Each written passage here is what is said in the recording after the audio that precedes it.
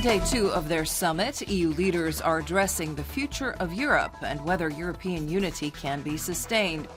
European unity suffered a major blow on Thursday as leaders re-elected European Council President Donald Tusk to another term, despite strong opposition from Tusk's own country.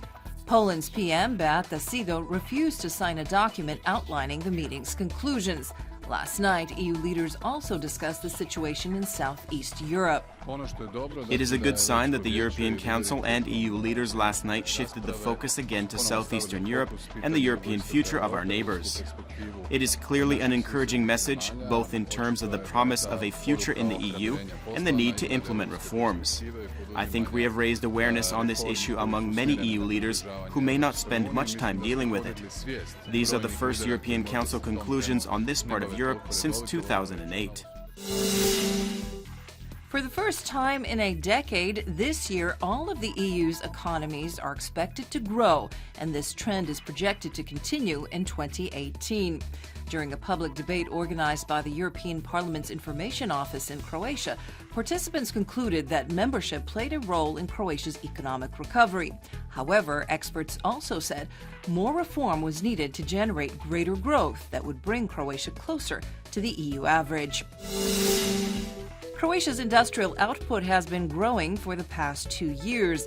The State Statistics Bureau has just released figures for January of 2017.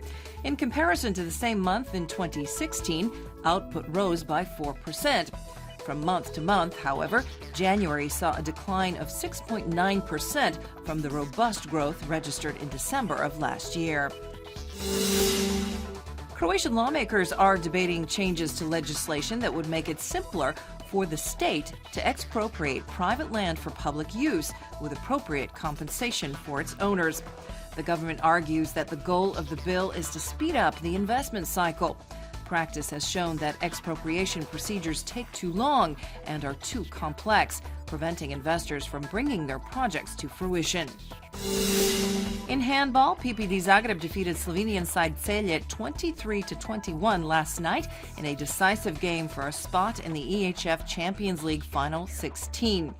PPD now have a slight edge over Celje, keeping their hopes alive of advancing to the knockout phase.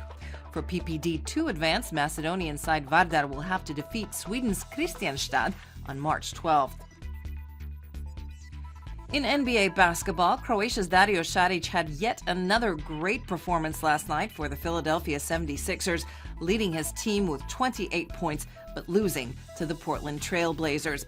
The former center for Cedevita Zagreb, Jusuf Nurkic, poured in 28 points and 20 rebounds for the Blazers. Good news for Croatian international Ivan Rakitic. After months of uncertainty, Barcelona have agreed to a new contract with their star midfielder that will keep him at Camp Nou until 2021. High winds are in the forecast for today. The interior will see some passing clouds and scattered rain. With cold air moving over the mountains, there is a chance of snow at higher elevations, primarily in Lika. The coast can count on partly sunny skies with some passing patches of clouds and a chance of brief showers. There will be a high to gale force north-northeasterly wind on the coast with storm-grade gusts in the Velebit area, but elsewhere as well. Afternoon highs will range from 9 to 14 degrees in the interior and from 13 to 17 degrees on the coast. High winds are still expected on Saturday, especially in the first half of the day.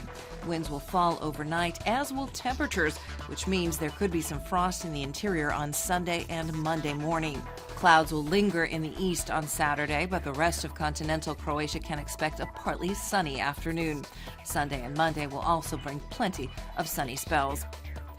Sunshine is expected on the coast over the coming days as well. Winds will still be quite high on Saturday, reaching extreme speeds in places. Wind conditions will improve during the day starting in the north, but there could still be some high gusts in places on Sunday morning.